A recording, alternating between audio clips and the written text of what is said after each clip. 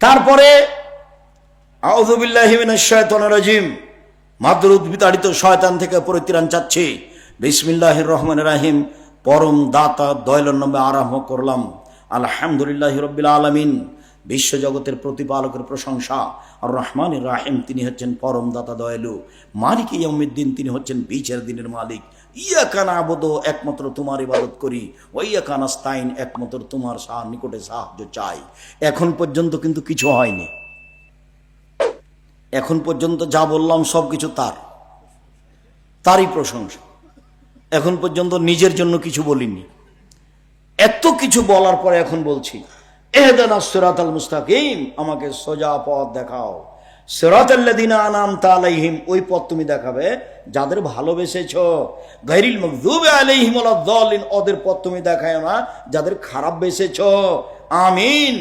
লম্বা সময় ধরে তোমার নিকটে যে প্রার্থনা করলাম, এটা কবুল করো।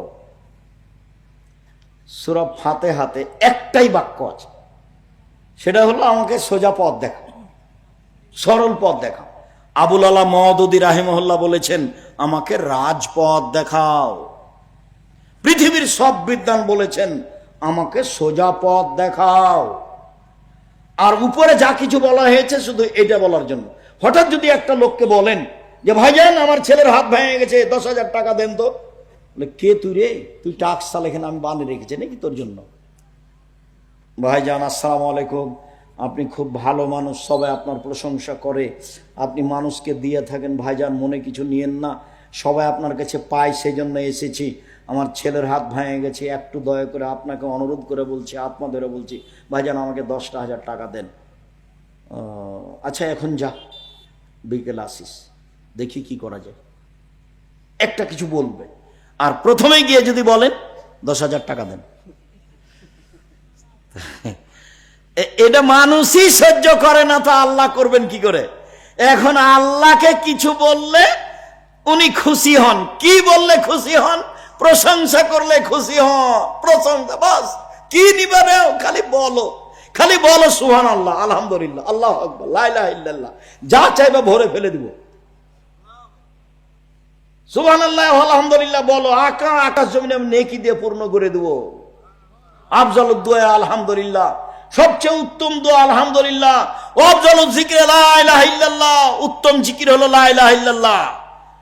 মানুষের মুখে উচ্চারণে একেবারে হালকা দুটা বাক্য, আল্লাহর নিকটে অতীব প্রিয় দুটা বাক্য, দাঁড়িপাল্লায় অতীব ভারী দুটা বাক্য, তা হলো সুবহানাল্লাহি ওয়া বিহামদিহি সুবহানাল্লাহিল আযীম। আর বললেন শোনো, একটা তাসবিহ পড়ো, তাহলে বিচারের মাঠে ওই তাসবিহ আসবে সামনের দিক থেকে ঢাল হিসাবে, জাহান্নাম থামো, ঢালও থাকবে। আর পিছন দিক থাকবে ওই বাক্য রক্ষক হিসাবে, আর হবে স্থায়ী শতামল। তাহলে সুবহানাল্লাহি ওয়া আলহামদুলিল্লাহি ওয়া লা ইলাহা ইল্লাল্লাহ, আল্লাহু আকবার।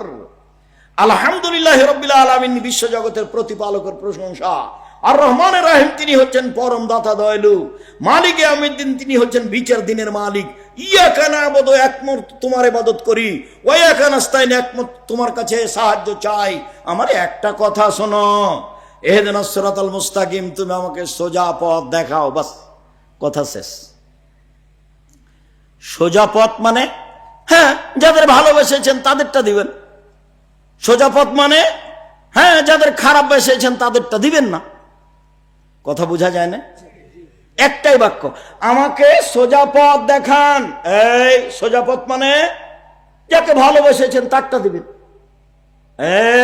সোজা পথ মানে যাকে খারাপ বেসেছেন তারটা দিবেন না। এটা হলো সোজা পথ।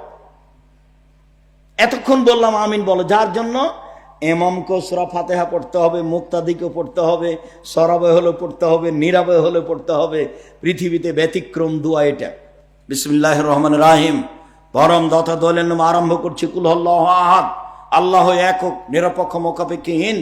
আল্লাহুস সামাদ, নিরপেক্ষ মুখাপেক্ষীহীন। লাম ইয়ালিদ, তিনি কাউকে জন্ম দেননি। ওয়া লাম ইয়াকুল লাহু কুফুয়ান আহাদ, তিনি কারো কাছে জন্ম নেননি, তার সমকক্ষ কেউ নেই।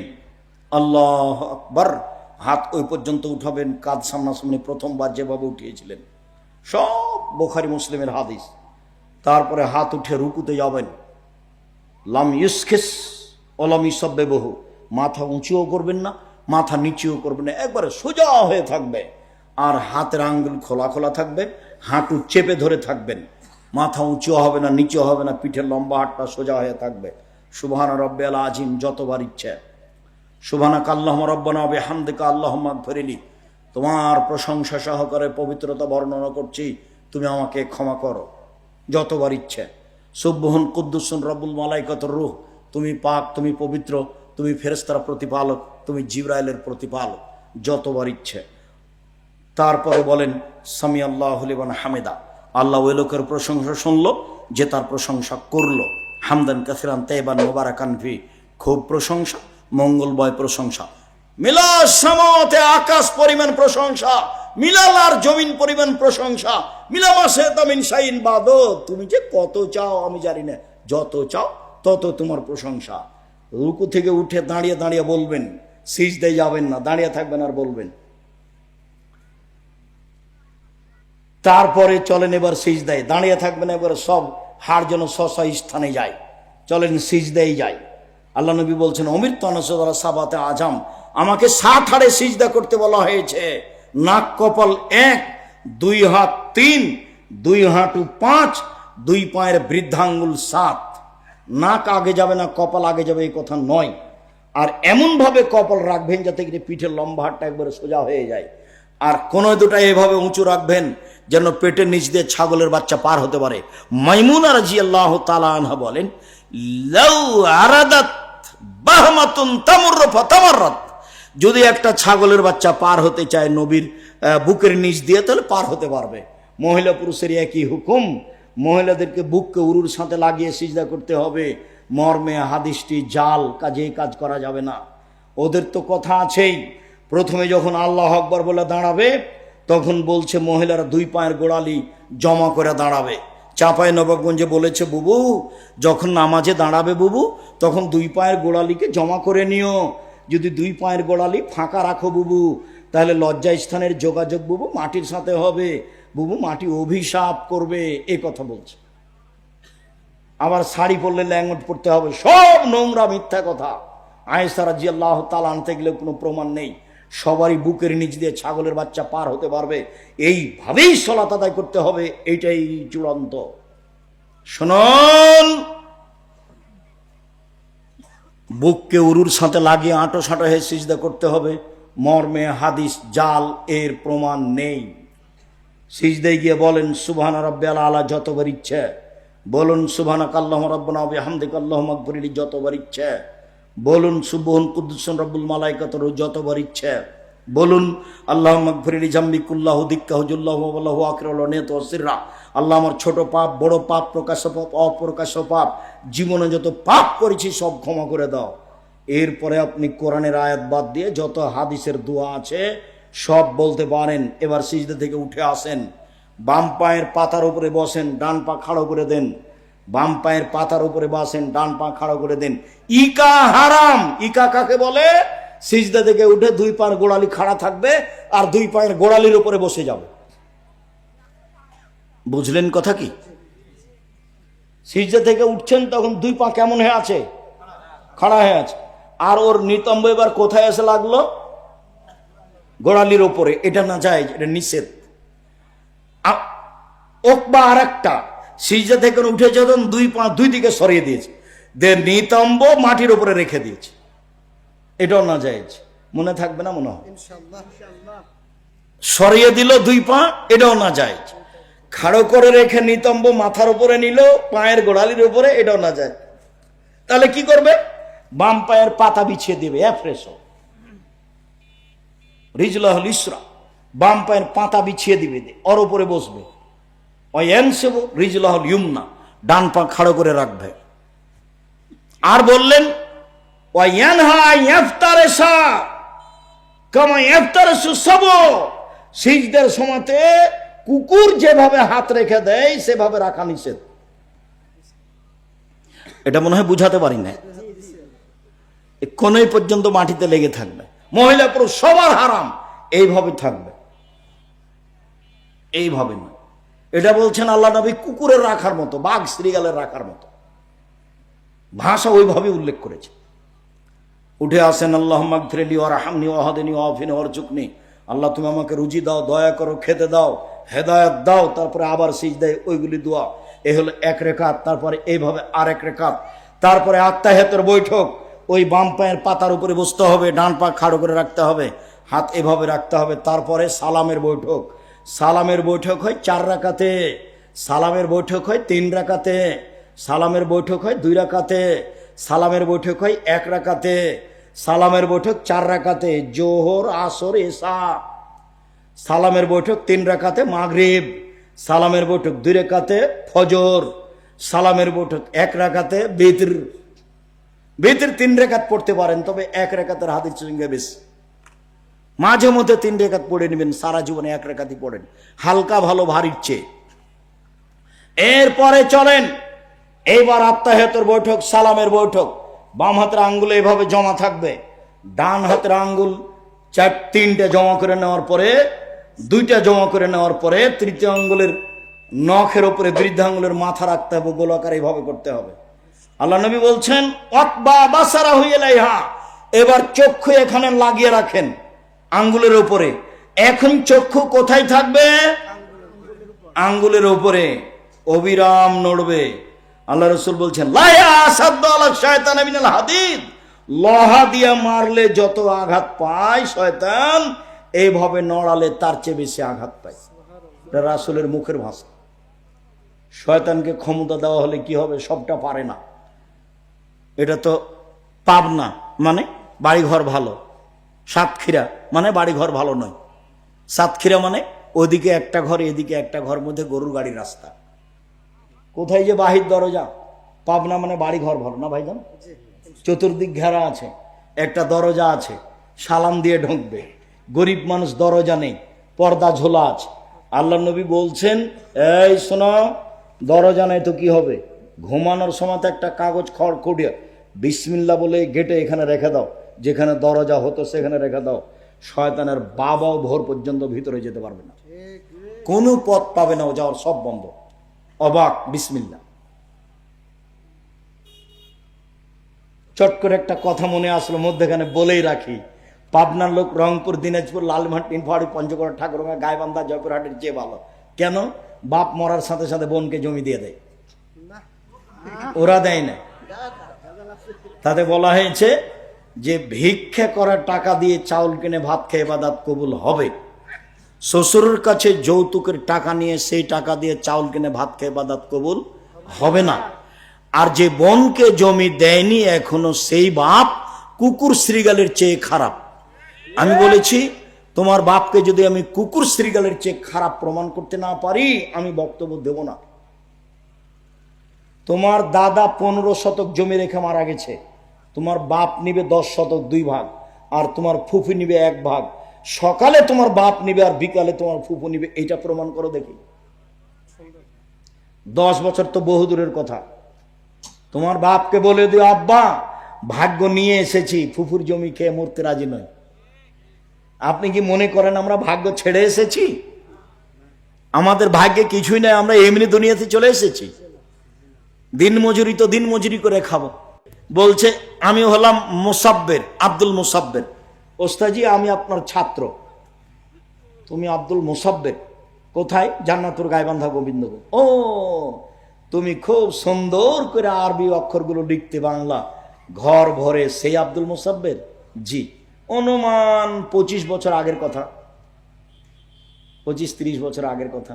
তো যারা ঢাকায় বড় ধনী তার মধ্যে ও একজন।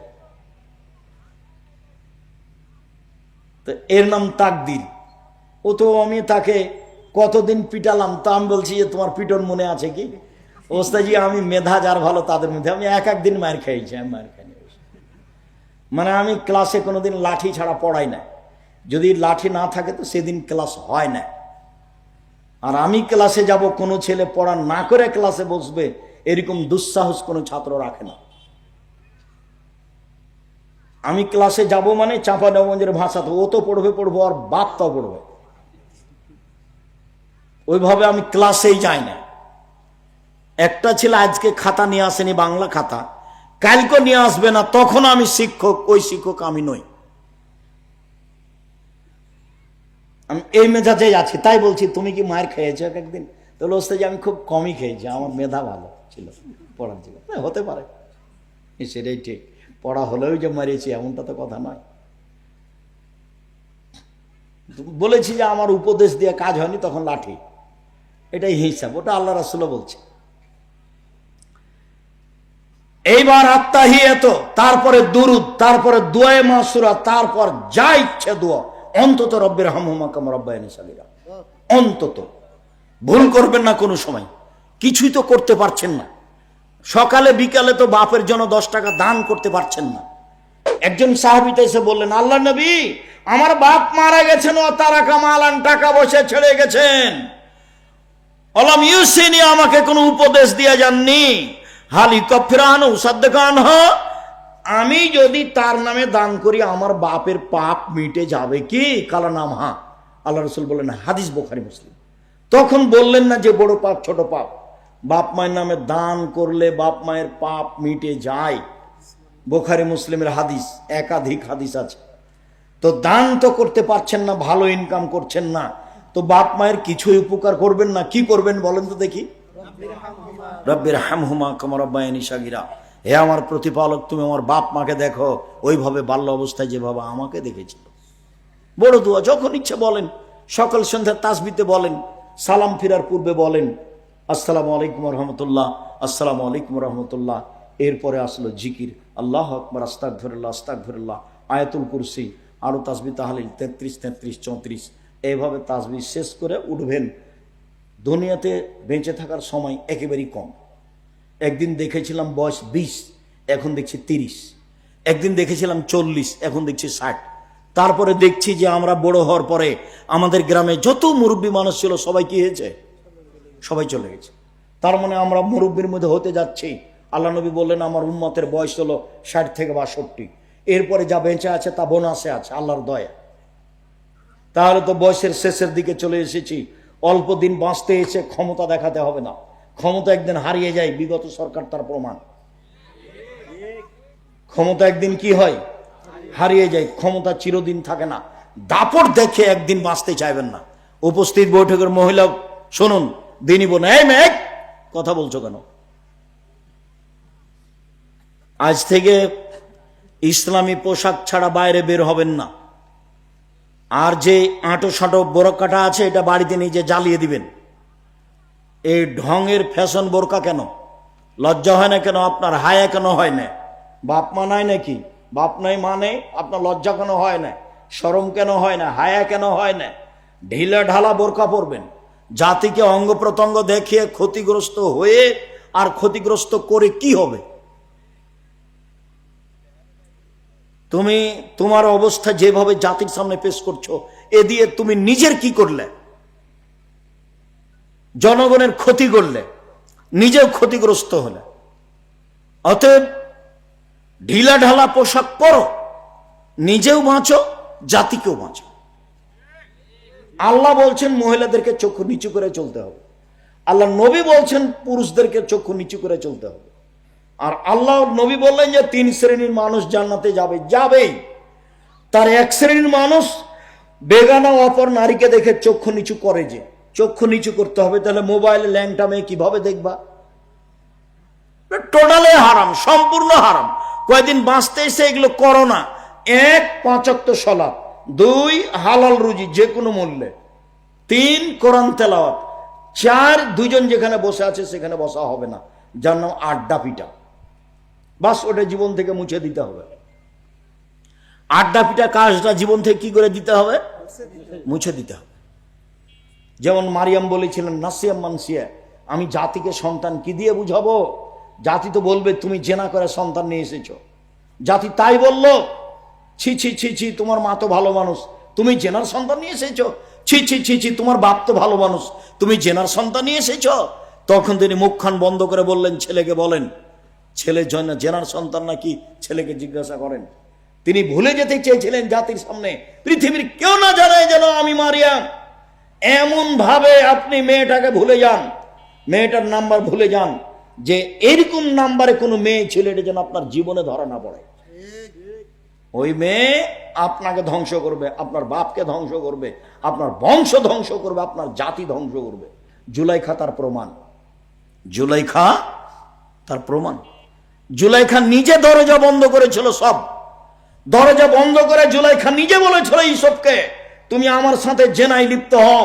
তখন ইসব বলেছিল, মাযাল্লাহ, আমি আল্লাহর কাছে বাঁচতে চাই। ছি, বলো কি তুমি? ইন্নাহু রাব্বি, তোমার স্বামী আমার মালিক। আহসানা মাসওয়া, তিনি ভালো থাকতে দিয়েছেন, ভালো খেতে দিয়েছেন। ছি, এই কাজ আমি করতে পারি না। তোমার স্বামী আমার মালিক, আমাকে ভালো থাকতে দিয়েছেন, ভালো খেতে দিয়েছেন, আমি অন্যায় করতে পারি না। মাযাল্লাহ বলে তিনি দৌড় দিলেন। দরজা খুলে বের হয়েছেন তা বোঝা যায় না। আগে বের হলেন ইসব, পিছে পিছে বের হলো জুলাইখা। মুখের ওপরে ছিল জুলাইখার স্বামী, এক জায়গায় 3 জন। জুলাইখা বলল, এই দেখেন, যাকে আপনি লালন পালন করেন সুন্দর করে, সে আপনার সাথে স্ত্রীর সাথে জেনা করতে চায়।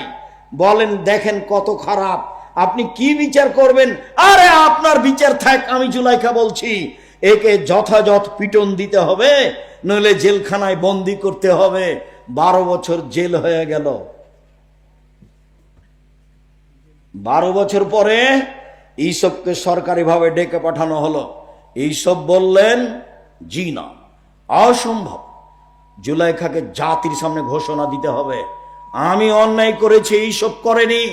যতদিন পর্যন্ত জুলাইখা জাতির সামনে ঘোষণা না দিবে, ততদিন পর্যন্ত ইসব জেল থেকে বের হবে না। আমাদের নবী মুহাম্মদ সাল্লাল্লাহু আলাইহি ওয়াসাল্লাম বলছেন, ইসবের ধৈর্য আমার চেয়ে বেশি, ইসবের ধৈর্য আমার চেয়ে বেশি। আমি যদি 12 বছর জেলে থাকতাম, সরকারের পক্ষ থেকে যদি কেউ আমাকে ডাকতে আসতো, তাহলে আমি বলতাম চলো চলো চলো চলো। কিন্তু ইসব তা বললেন না। এইসব বললেন, জুলাইখাকে জাতির সামনে বলতে হবে অন্যায় আমি করেছি, ইসব করেনি। ইউসুফ আলাইহিস সালাম পেয়েছিলেন দাদির চেহারা। ইউসুফ আলাইহিস সালামের দাদি ছিলেন পৃথিবীতে সবচেয়ে সুন্দরী। বলেন তো কে? সারা। ইব্রাহিম আলাইহিস সালামের স্ত্রী সারা। সারা ছিলেন পৃথিবীতে সবচেয়ে সুন্দরী মহিলা। তারই পোতা নাতি হচ্ছেন ইউসুফ। এক স্তর নেমে এসে সেই চেহারা পেয়েছিলেন। শুকরিয়া। মহিলাদের ব্যাপারে আপনারা বেঁচে থাকবেন। আল্লাহ আমাদের যারা মারা গেছে, একটু যাওয়ার সময় কেউ খালি হাতে যাবেন না। কি কি বই আছে আমার জানা নেই। আব্দুল্লাহ সবার কাছে প্রিয় মানুষ, আমিও তার বক্তব্য শুনতে চাই। তার ব্যতিক্রম বই হলো বুখারীর সারহ মিন্নাতুল বারি। আর যেগুলো ওই মিশর এবং ওই জেরুজালেম এর ইতিহাসে বের হয়েছে, সেটা আছে কিনা তা আমি জানি না। ও সজলের সাথে যে তর্ক হয়েছিল, সজল লন্ডনের নাস্তিক সজল, তার সাথে আলোচনা সেগুলো আছে। আপনারা সেই বইগুলি স্টেজ থেকে সংগ্রহ করবেন। বিশেষভাবে দুয়ার বইটি আর হাদিস মানতে বাধ্য আব্দুল্লাহর বইগুলি